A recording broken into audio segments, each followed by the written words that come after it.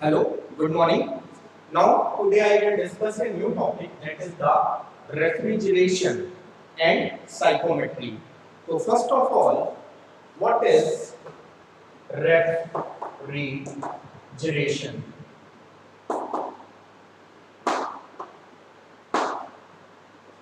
It is defined as when the 1 ton of ice that is melt in 24 hours. So this is known as tone of refrigeration. 1 ton of refrigeration, when tone of refrigeration, that is equal to 3.5 kilojoule per second, या हम कह सकते हैं 3.5 kilowatt. So 1 ton of refrigeration, when the ice, 1 ton of ice that melt in 24 hours, that is defined as the tone of refrigeration. तो generally हम जब भी refrigeration की बात करते हैं तो working principle of refrigeration, the phenomena of refrigerator as well as air conditioning, refrigerator और एयर कंडीशनिंग दो इंपॉर्टेंट जो हमारा टर्म है, एक है रेफ्रिजरेशन और दूसरा जो है वो हमारा air conditioning. Refrigeration generally domestic में भी हम यूज करते हैं, कॉमर्शियल में भी इसका यूज करते हैं। जो रेफ्रिजरेटर की वर्किंग है, जो एयर कंडीशनिंग की वर्किंग है, उसका प्रिंसिपल यही है कि refrigerator is a closed chamber in which the temperature of this particular chamber or refrigerator, that is always be more lesser than the atmospheric temperature. जैसा कि हम जानते हैं कि अगर किसी भी चीज को हमें प्रिजर्व करनी है थोड़े टाइम्स के लिए, तो फॉर टाइम बिंग हम, जैसे कोई फूड है, फूड बच जाता है रात का, हम उसको रेफ्रिजरेटर में रख देते हैं और उसको 1 से 2 दिन 3 दिन प्रिजर्व कर सकते हैं। तो रेफ्रिजरेटर के इनसाइड जो टेम्परेचर है, वो टेम्परेचर अगर हम आइस बॉक्स जहाँ पे, जिसको फ्रीजर कहते हैं, उसका टेम्परेचर -5 डिग्री सेंटीग्रेड जहाँ पे आइस हमारी जमती है, और जो चैम्बर है उसका जो टेम्परेचर है that is up to below than 10 degree centigrade. So अगर एटमॉस्फेयर में वो चीज रखी है, जनरली एटमॉस्फेयर में जो टेम्परेचर होता है वो समर के टाइम्स में up to 30 to 35 degree centigrade normal हो जाता है, और विंटर में जो है टेम्परेचर वो तो ठंड में भी 16-15 डिग्री सेंटीग्रेड अप्रॉक्स रहता है। तो हम जनरली ये देखते हैं कि ठंड के दिनों में जो सामान या वेजिटेबल्स बाहर हैं वो जल्दी नहीं खराब होती है, क्योंकि एटमॉस्फेयर का टेम्परेचर खुद इतना कम होता है। लेकिन जनरली समर में अक्सर ये देखा जाता है कि कोई भी सामान अगर हम ज्यादा टाइम के लिए बाहर रखते हैं तो उसके अंदर जो है वो खराब होने लगता है। तो इसलिए हम उस रेफ्रिजरेटर का इस्तेमाल करते हैं। तो our main purpose of the refrigerator for the different applications in such a way, that is the domestic, industrial, commercial, transport, these are the various applications of the refrigerator. तो बेसिकली जो refrigerator है, या हम air conditioning की बात करें, air conditioning की कैसे वर्किंग हम करते हैं, इनसाइड का जो टेम्परेचर है रूम का वो ज्यादा है एटमॉस्फेरिक टेम्परेचर पे।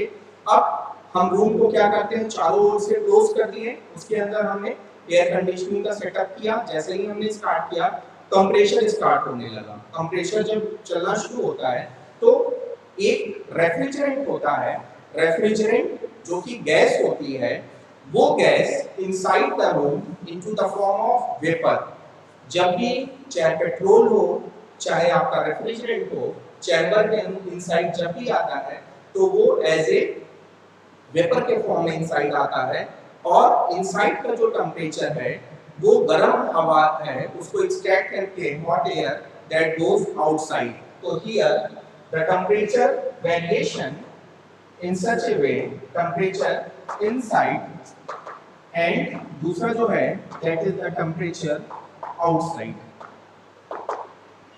Variation of the temperature inside the room and outside the room, that is to be maintained by inside refrigerant that goes inside the room, and the compress the inside air and exhaust into the atmosphere with air circulation. So the hot air inside the room that goes into the environment and the fresh air with the help of the refrigerant that it reduces its temperature and goes inside the room. So the working principle of the air conditioning in such a way that the temperature difference maintained with the help of the refrigerant and the air inside the room that is to be extracted by the compressor, which compresses the air at a pressure and temperature. So the refrigerator and heat pump working cycle basically based on the reverse Carnot cycle. So first we discuss the diagram for the refrigerator as well as heat pump. So how the refrigerator and heat pump diagram, that is, this is the refrigerator, here this Q1 heat is supplied, this is the Q2 heat supply, this is the work opting. अब generally ये जो diagram है ये है heat engine का. जब हमने Carnot cycle पढ़ा था तो कार्नोट साइकिल में इफिशिएंसी, ये सोर्स है हमारा, this one is the sink. जब Q1 हीट सोर्स से मिली, हीट इंजन से वर्क ऑब्टेन हुआ, rest amount of heat that goes into the environment, और we can say that into the sink. लेकिन जब हम रेफ्रिजरेटर और हीट पंप के लिए बात करते हैं तो for the refrigerator and heat pump the work is done on the system. So this is refrigerator. Refrigerator working principle of the refrigerator, Q2 heat मतलब जो एटमॉस्फेयर की हीट है, दिस इज Q1. ये है रेफ्रिजरेटर के लिए और this one for pump, heat pump. So in this figure that the COP of refrigerator and COP of heat pump is to be calculated. COP means coefficient of performance. जब हम COP की बात करते हैं refrigerator के लिए या heat pump के लिए तो it is similar as term as the efficiency. हम इफिशिएंसी ना कह के रेफ्रिजरेटर और हीट पंप के लिए COP की बात करते हैं. कोएफिशिएंट ऑफ परफॉर्मेंस होता है किसी भी सिस्टम की जो COP होती है. COP is equal to desired effect upon net work done. COP is equal to desired effect upon work done. अब desired effect क्या है? रेफ्रिजरेटर के केस में desired effect जो है वो Q2 जो कि लोअर टेम्परेचर है. सिंक का temperature as usual we consider as lower temperature और सोर्स का टेम्परेचर जो है वो हाई टेम्परेचर है. तो this is for the refrigerator. तो COP ऑफ रेफ्रिजरेटर इसके लिए डिजायर्ड इफेक्ट Q2 होगा, हीट पंप के लिए डिजायर्ड इफेक्ट Q1 होगा. So COP for refrigerator is equal to Q2 upon Q1 minus Q2. This is the formula for COP of refrigerator. Next COP of heat pump, इसका formula क्या है? Desired effect यहाँ पे क्या हो गया है? सोर्स के लिए Q1 upon Q1 minus Q2. So this is the formula for COP of refrigerator and COP of heat pump. अगर हम COP of refrigerator और COP ऑफ हीट पंप को हम आपस में ऐड कर देते हैं। COP of refrigerator plus COP of heat pump. So this value is equal to Q2 upon Q1 minus Q2 plus Q1 upon Q1 minus Q2. Q1 minus Q2 जो है add, हम इसको सब्सट्रैक्ट करते हैं। This value is Q2 minus Q1 upon Q1 minus Q2. This is equal to minus 1. So COP heat pump is equal to 1 plus COP refrigerator. So this is the relation between COP of heat pump to the COP of refrigerator. So by this method we calculate the coefficient of performance for the refrigerator as well as the COP of the heat pump. तो जब भी हम लोग refrigeration की बात करेंगे तो 1 ton of refrigeration, it means that 1 ton of liquid that melts for 24 hours, that is called as the ton of refrigeration, or it is the unit of the refrigeration. अब relative COP, relative COP क्या होता है? जैसे अभी हमने COP बताया, desired effect upon net work done, relative COP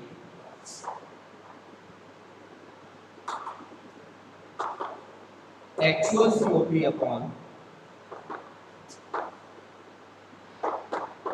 theoretical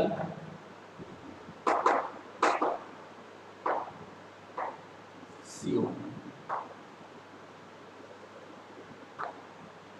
It is the ratio of actual coefficient of performance to the relative COP. Room में कह दीजिए कोई बैठा होगा या फोन ऊपर कर दीजिए। Actual COP upon theoretical COP. अब रेफ्रिजरेशन जो प्रोसेस है ये डिपेंड करता है कि किस साइकिल पे हम रेफ्रिजरेशन प्रोसेस को अकर करते हैं। तो सबसे पहले अगर हम इसकी एप्लीकेशंस की बात करें, applications of the refrigeration,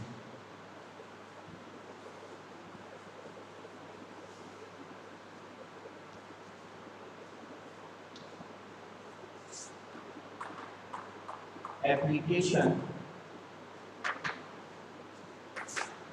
of the refrigeration.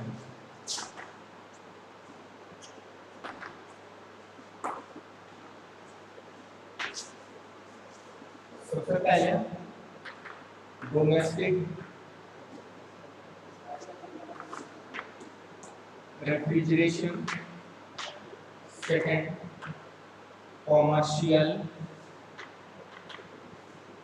refrigeration, then industrial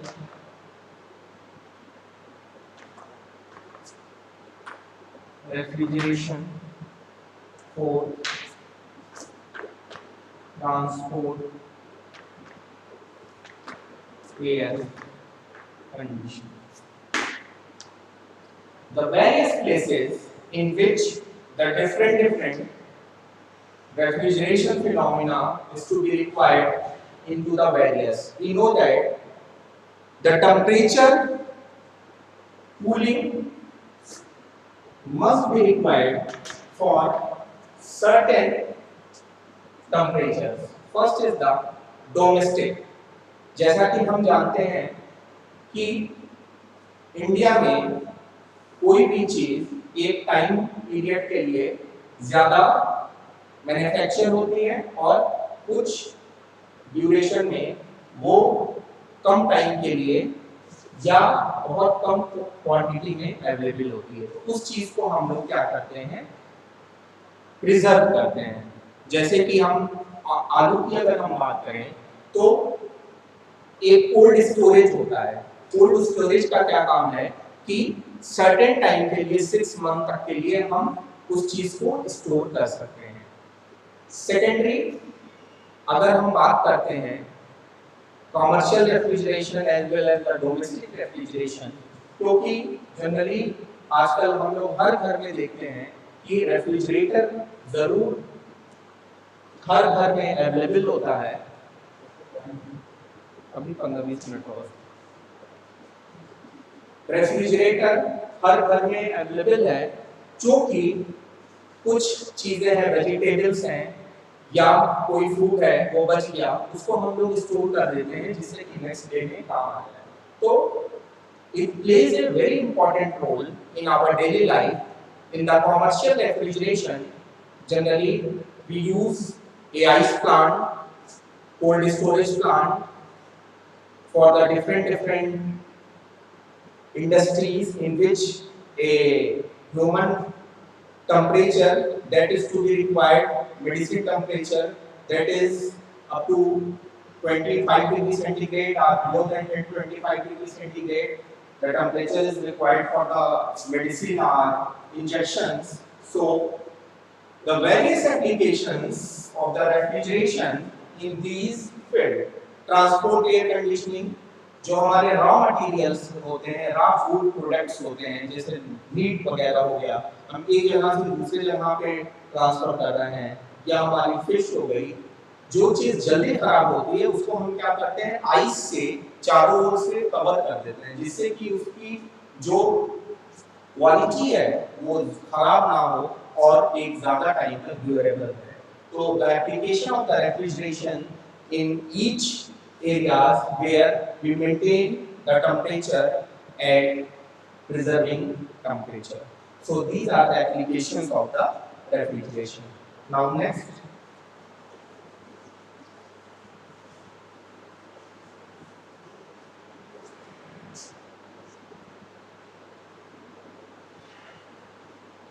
Reverse Carnot cycle.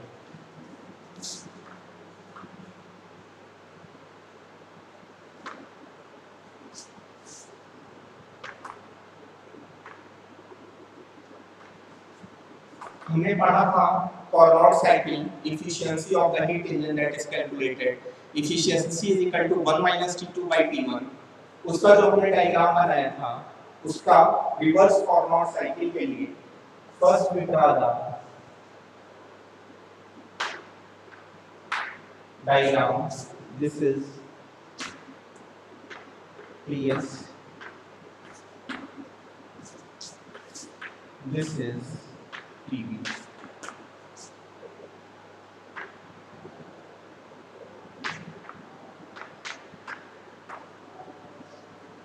This diagram is PS.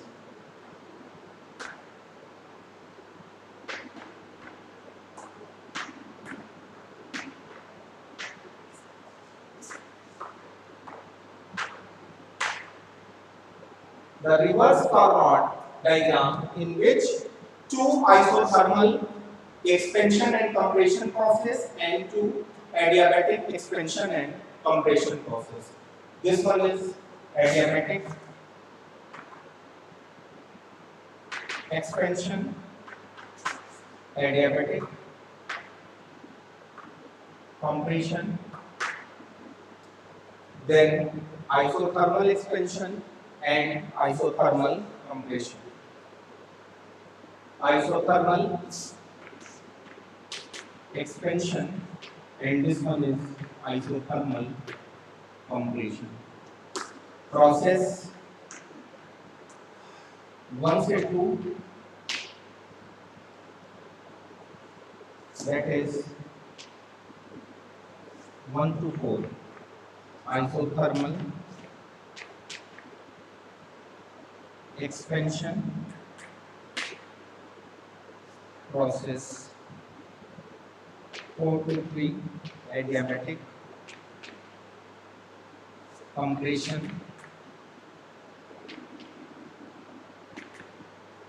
process 3 से 2, isothermal expansion and process 27 adiabatic expansion. This is the process 1, 2, 3, 4. This process 1 to 2, 2 से 3, 3 से 4 and 4 से 1. This is Q2 and this is Q1.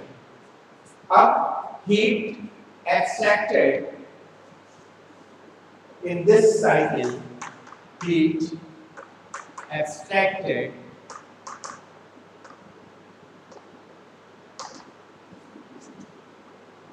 Q2 is equal to P2 ds. This is Q2 ds and heat rejected, that is Q1 d.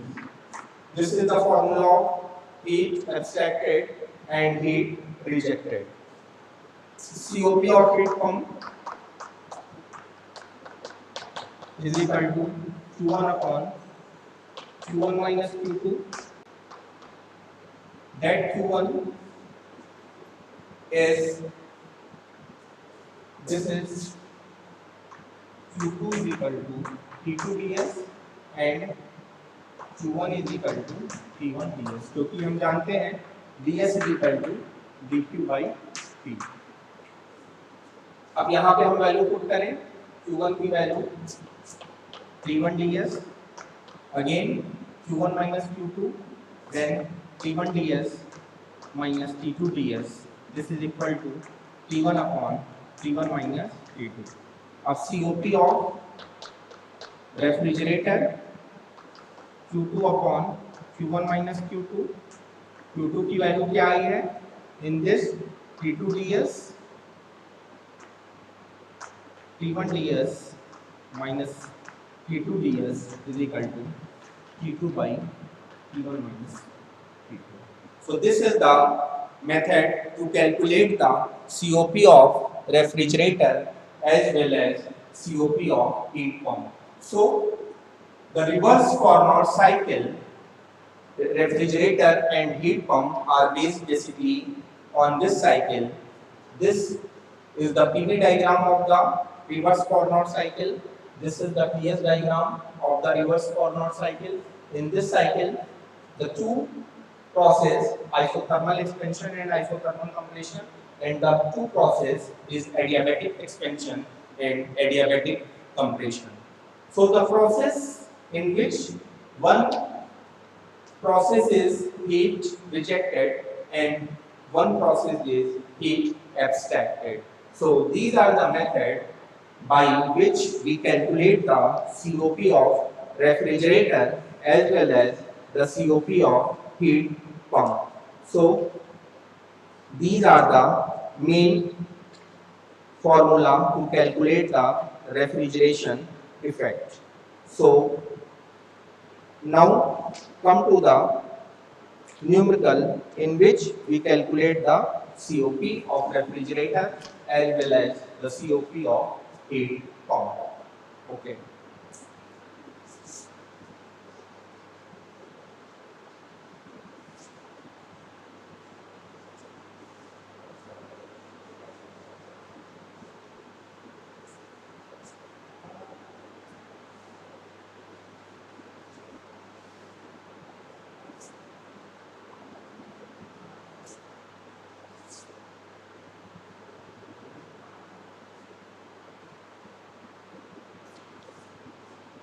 A refrigerating machine, the numerical is a refrigerating machine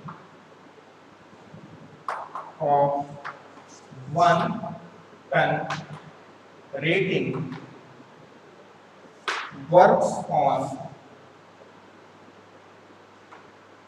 reversed Carnot cycle. It requires 1.5 kilowatts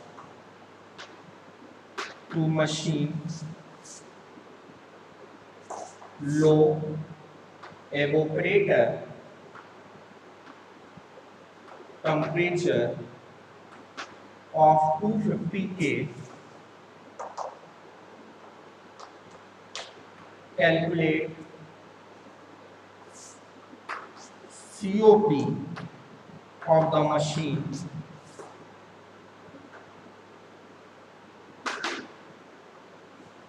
for पहला refrigerator, दूसरा heat pump, and only calculate these two values. जैसा कि हमें पता है COP of refrigerator और COP of heat pump, उसका हम जब भी न्यूमेरिकल लगाएं तो कोशिश करें कि डायग्राम बना लें जिससे कि हमको फॉर्मूला लिखने में आसानी होगी। वर्क इनसाइड होता है, this is sink,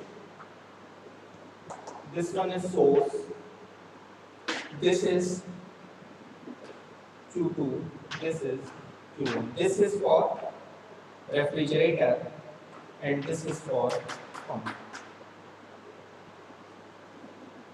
So COP of refrigerator, that is equal to Q2 upon Q1 minus Q2, इसके रिस्पेक्ट में हम ये लिख सकते हैं Q2 upon T1 minus T2, and COP of heat pump, that is equal to Q1 upon Q1 minus Q2, इसके respect में हम ये लिख सकते हैं T1 upon T1 minus Q2.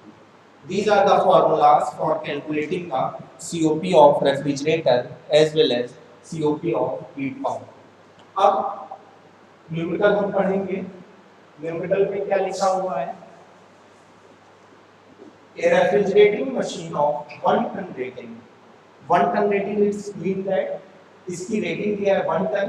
It requires 1.5 kilowatt power to machine at low evaporator temperature of 250 Kelvin.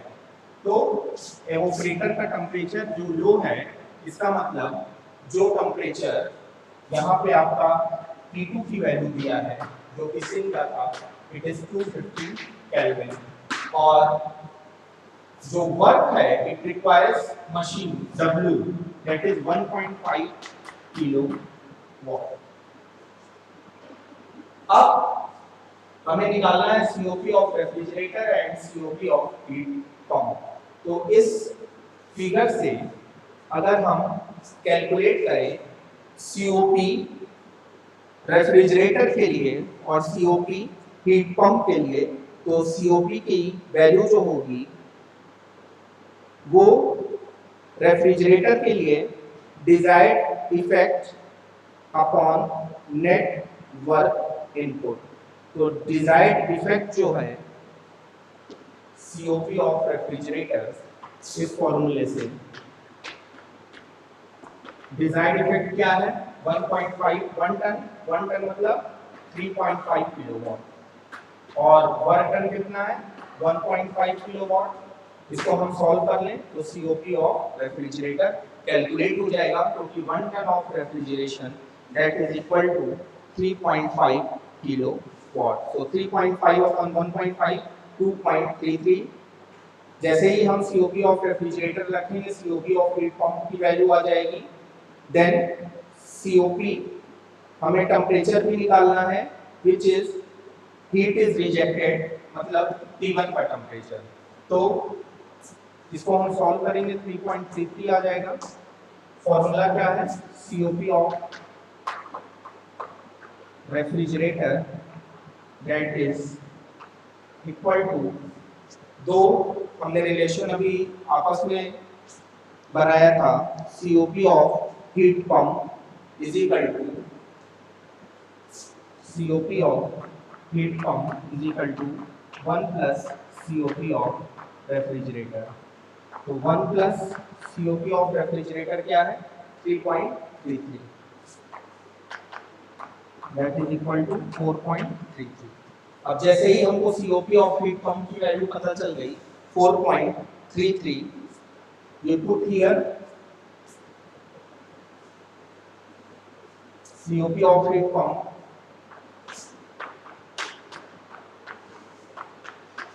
T1 upon T1 minus T2